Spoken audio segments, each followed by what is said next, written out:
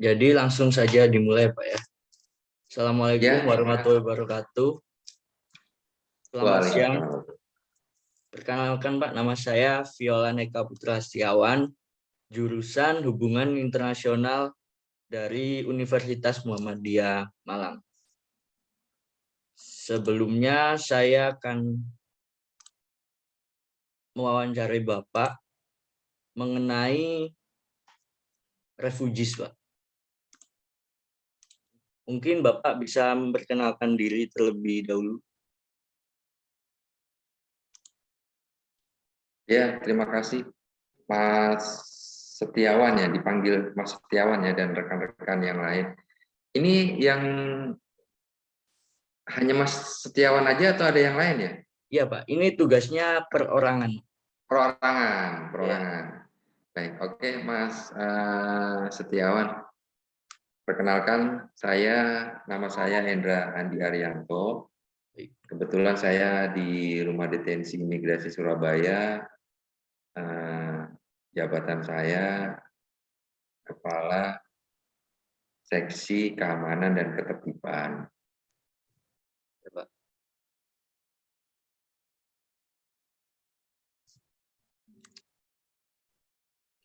Mungkin bisa dimulai dari pertanyaan yang pertama ya Pak ya.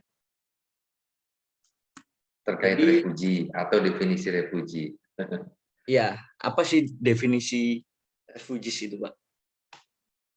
Ya, refugi ya kan. Nah, mungkin langsung saja cerita sedikit lah yang Ya, berdasarkan ilmu yang pernah saya baca. Ya. Ya, refugi kan bahasanya pengungsi ya, refugi pengungsi dengan bahasa Inggrisnya refugi. Nah, refugi sendiri kan atau pengungsi definisinya adalah di mana seseorang yang sudah tidak bisa dilindungi oleh negaranya. Seseorang di mana negaranya sedang dalam keadaan bencana. Seseorang di mana negaranya dalam keadaan kacau. Pada intinya, seseorang warga negara ya. Warga negara. Nah, karena kita sekupnya adalah pengungsi orang asing. Nah, jadi jangan terpecah nanti saya menjelaskan ini, padahal ada bencana alam terkait pengungsi lokal ya misalnya gitu. Kita berbicara pengungsi luar negeri. Nah, kembali lagi pengungsi luar negeri adalah warga negara, di mana intinya pada setiap warga negara yang sudah tidak dapat perlindungan dari negaranya. Warga negara yang tidak dapat perlindungan dari negaranya. Nah, terus di mana negaranya sedang dalam keadaan kacau, perang, atau bencana. Nah, ditambah lagi, dia mendapat ancaman-ancaman tertentu. Warga negara mendapat ancaman-ancaman tertentu yang sesuai dengan kategori konvensi PBB terkait pengungsi, yang dimana bisa dijadikan dia sebagai subjek pengungsi. Tidak selalu dia tidak dilindungi oleh negaranya, tapi karena dia mendapat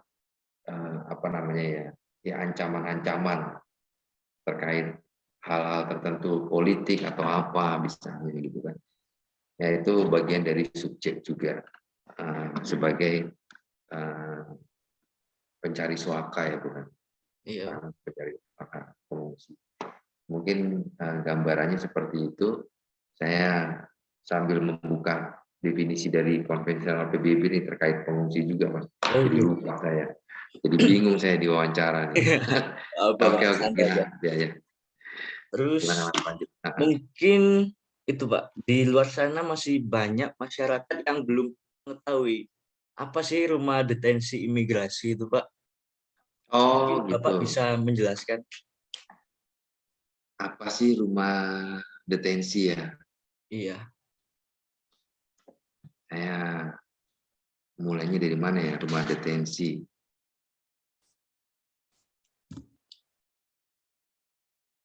Rumah detensi imigrasi. Jadi disebut dengan rumah detensi. Nah, detensi sendiri itu adalah tempat di mana orang itu ditempatkan dalam sebuah tempat tertentu. Nah, kita menyebutnya adalah ruang detensi. Sedangkan personalnya atau orang asing yang telah melakukan pelanggaran, orang asing yang telah melakukan pelanggaran itu bisa ditempatkan, orang asing yang sudah melakukan pelanggaran dan sudah mendapatkan tindakan administrasi keimigrasian itu bisa ditempatkan di ruang detensi atau rumah detensi. Ruang detensi itu berada di kantor imigrasi. Disebutnya ruang detensi. Di sana menuju proses mendapatkan tindakan administrasi keimigrasian. Dalam proses tindakan administrasi keimigrasian di kantor imigrasi, orang asing tadi yang disebut detainee tadi yang melakukan pelanggaran itu ditempatkan dalam ruang. Nah, setelah proses pemberian tindakan administrasi keimigrasian bisa dilakukan pemulangan atau pendeportasian oleh kantor imigrasi. Namun karena waktunya mungkin keterbatasan sesuatu hal sehingga proses tindakan tersebut tidak secepatnya dalam 30 hari, detainee tadi dipindahkan untuk proses selanjutnya. Dia bisa menunggu lebih lama di rumah detensi. Karena definisi dari rumah detensi adalah penampungan sementara orang asing yang mendapatkan tindakan administrasi keimigrasian. Oh, ya, Pak. Untuk menunggu pemulangan dan pendeportasian. Nah, itu itulah terkait dengan apa sih rumah detensi? Iya. Rumah detensi di mana tempat penampungan sementara untuk warga negara asing yang telah melakukan pelanggaran keimigrasian ya, Mas Setiawan, pelanggaran keimigrasian. Ya, gitu kan. Jadi seperti itu. Terus ini Pak, beberapa waktu lalu itu sempat terjadi demonstrasi kan Pak, para pencari suaka ini. Salah satunya yang saya ketahui itu di depan gedung UNHCR Jakarta. Terus bahkan ada yang di beberapa tempat sampai ada yang itu Pak, membakar diri, terus bahkan ada yang sampai menjahit mulut. Nah, apa sih yang melatar belakangi kejadian demonstrasi tersebut Pak? Kalau berdasarkan analisa saya pribadi ya. Iya. Tujuan mereka untuk menjadi pengungsi adalah satu, mencari suaka, di mana mencari negara ketiga yang mau menerima. Ternyata proses yang mereka alami selama mereka berstatus sebagai pengungsi, sekian lama menunggu, bertahun-tahun, ya ternyata pihak dari UNHCR sendiri sebagai pemangku tusi dari penanganan pengungsi kan, iya. Penanganan pengungsi luar negeri dalam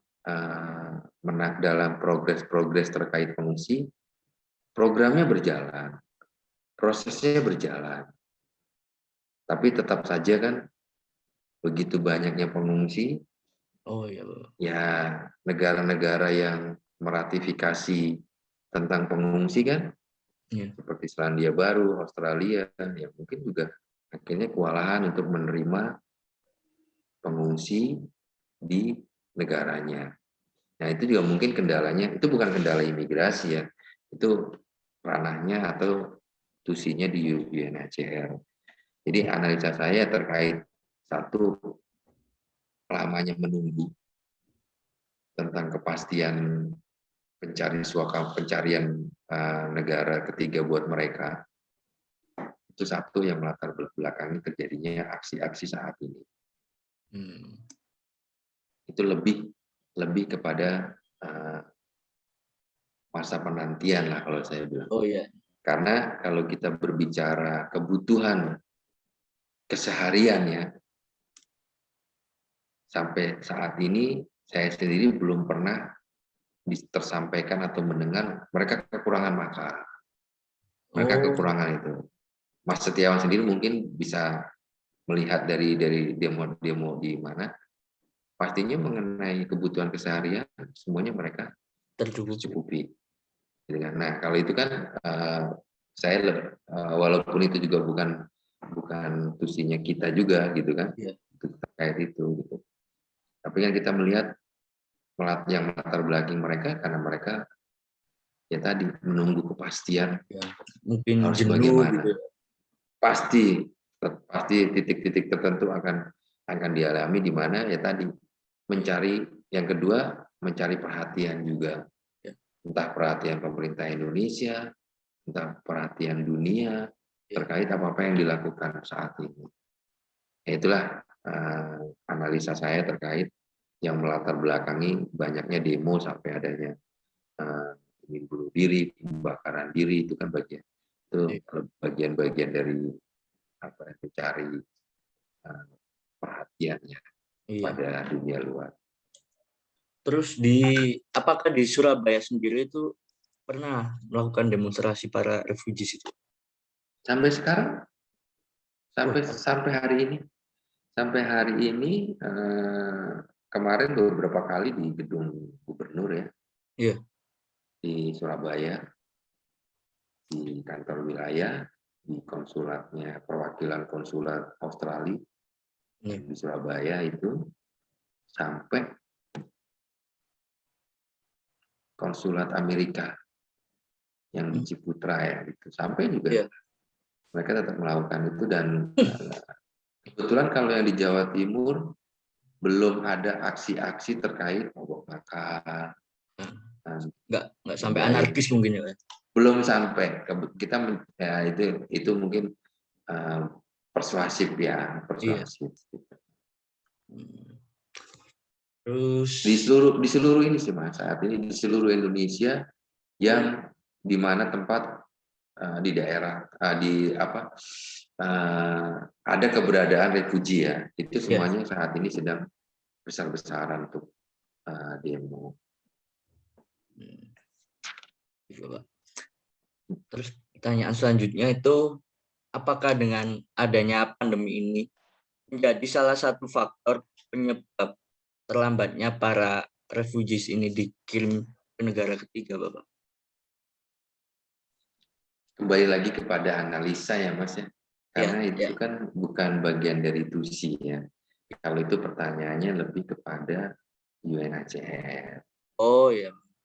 Ya lebih ke kenapa sih, apa sih masalahnya, kok mereka, tuntutan mereka atau keinginan mereka atau tujuan mereka terkait untuk suaka ke negara ketiga gitu kan. Nah itu lebih kepada UNHCR yang menangani hal itu. Kalau saya berbicara analisa aja. Analisa saya terkait kenapa sih dia lama menunggu ya tadi. Negara yang meratifikasi tadi seperti Australia, Selandia Baru kan, artinya mereka punya otoritas sendiri, punya kewenangan sendiri terkait mengenai penerimaan pengungsi. Walaupun kita tahu jelas dia yang meratifikasi kok adanya pengungsi, berarti dia harusnya menerima dong. Menerima ya. Harusnya kan gitu. Kalau kita berbicara regulasi. Dia mengakui adanya pengungsi, artinya dia, tapi pada progresnya kan, menurut analisa saya pada progresnya kan tidak semudah itu. Tapi tetap programnya, kalau ini program dari UNHCR tetap ada. Tapi mengenai resettlement itu tidak, pengungsi yang berada di Indonesia ya, resettlement misalnya dalam 1 bulan 100 refugi, saya belum pernah terjadi. Hanya 1, 2, 10 resettlement. Begitu aja Mas kalau mengenai itu, analisa ya, karena bukan tugas saya, jadi saya nggak bisa karena pandemi, saya lebih kepada menganalisa ya tadi, dikembalikan kepada negara yang meratifikasi. Terus ini Pak, menurut Bapak mungkin ya, dengan terjadinya kejadian ini, terus apakah mempengaruhi hubungan bilateral antara Indonesia dengan negara ketiga atau negara asal para refugees ini, Pak? Berarti ini pertanyaan analisa lagi ya? Iya. Dibuat pribadi. Iya. Ya kan, kalau pertanyaan itu kan lebih kepada Kemenlu dong pastinya kan, bicara hubungan, benar nggak Mas Setiawan? Ya kan? Ya, kita saya sama Setiawan, saya juga belajar juga lah. Sama-sama saya belajar juga. Artinya pertanyaan apakah itu keberadaan pengungsi, kejadian pengungsi, apakah mengganggu ya kan hubungan. Artinya kan itu lebih kepada Kementerian Luar Negeri pertanyaannya. Ya, kalau saya sih sepertinya nggak ada perubahan apapun ya. Adanya pengungsi, terus adanya tidak diterima oleh negara yang dicari tadi, negara yang meratifikasi, ya artinya lebih kepada, ya menurut saya tidak saat ini ya, sampai saat ini tidak ada yang mengganggu gitu, tidak ada yang mengganggu, karena di pemerintahan kita lebih kepada bagaimana regulasi pengungsi tersebut, bagaimana regulasi penanganan pengungsi tersebut. Nah itu kan kembali kepada ada di Menko Polhukam sama ada di Kemenlu, Kementerian Luar Negeri. Di sektornya adanya pengungsi tadi. Terus dengan adanya kayak demo kemarin itu, bagaimana sih respon Rudenim? Terus pas demo itu apa sih tugasnya Rudenim itu, Pak? Ketika ada kericuan seperti itu, Pak? Ya, tetap setiap aktivitas dan kegiatan refugi di mana kita sebagai pemangku tusinya Perpres 125 ya, terkait penanganan pengungsi, di mana disebutkan Rudenim sendiri sebagai melakukan tugasnya untuk melakukan pengawasan. Tugas-tugas dari penanganan pengamanan, pengawasan, itu kan sudah ada leading sektornya masing-masing. Penanganan mengenai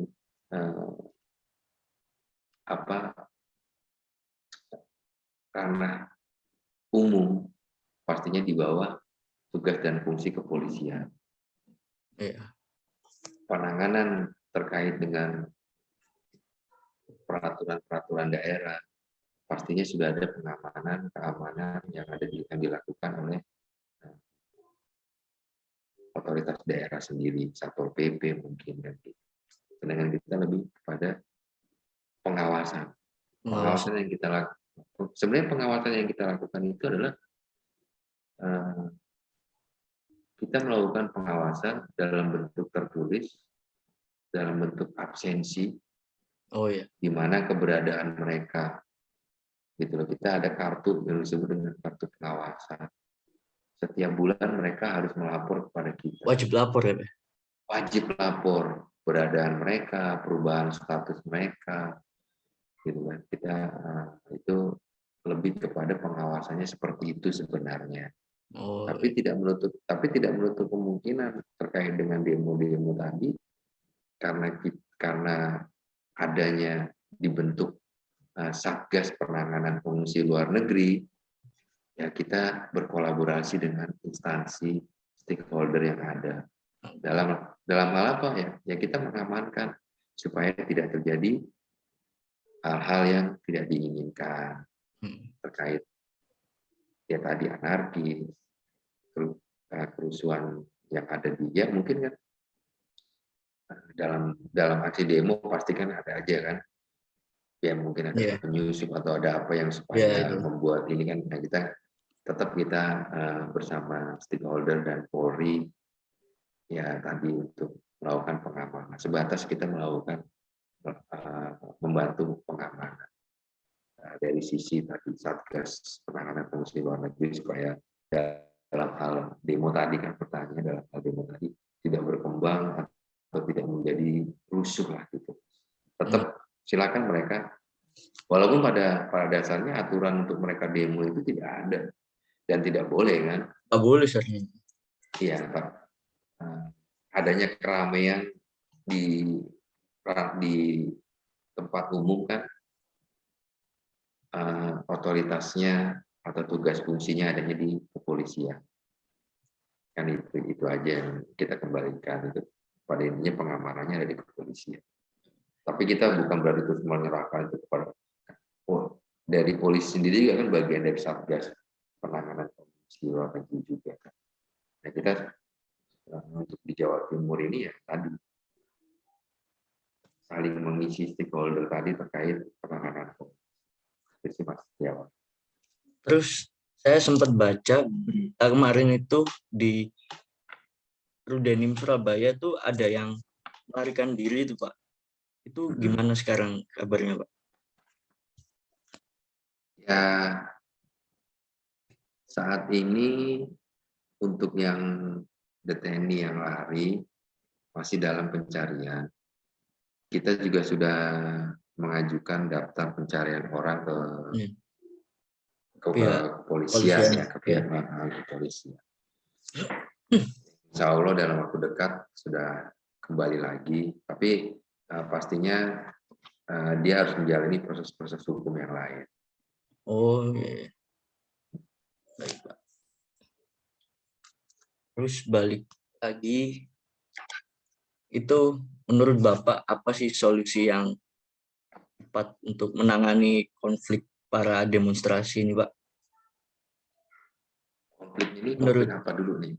Yang demo para yang dia nuntut mau balik ke dia tiga gitu. Ya kan tuntutan dia setiap demo kan hanya resettlement kan, resettlement kan hanya tuntutannya kan dia supaya cepat mendapatkan suaka ke negara ketiga kan tuntutannya itu. Nah saya sendiri juga nggak bisa berkomentar atau terkait dengan apa yang dia tuntutkan itu. Saya hanya ya dia saat ini melakukan aksi demo di mana-mana yang ada pengungsi, yang di daerah-daerah yang ada pengungsi, di tempat-tempat yang ada pengungsi, ya memang sedang mencari perhatian dunia terkait keberadaan mereka. Itu aja sih yang bisa saya analisa sih Pak. Oke Bapak, mungkin cukup sih Bapak segini. Boleh Mas Setiawan, nanti kalau ada mau telepon, mau WA, juga nggak apa-apa. Mungkin nanti saya masih ada itu Pak, ada janji sama Pak Setio mau itu presentasi yang tugas kelompok kemarin di sana. Insya Allah mungkin Februari. Soalnya kemarin kan itu kondisi di sana belum kondusif kan. Terus ya nanti saya bantu terkait tadi definisi refugi diambil dari konvensi apa dari saya nanti saya bantu saya share regulasi. Oke Bapak. Terima kasih Bapak atas waktunya. Terus terima kasih atas ilmu-ilmunya. Sama Mas Setiawan kita bagi-bagi ilmu. Iya. Makasih banyak ya Bapak. Ya. Assalamualaikum warahmatullahi wabarakatuh. Waalaikumsalam warahmatullahi wabarakatuh.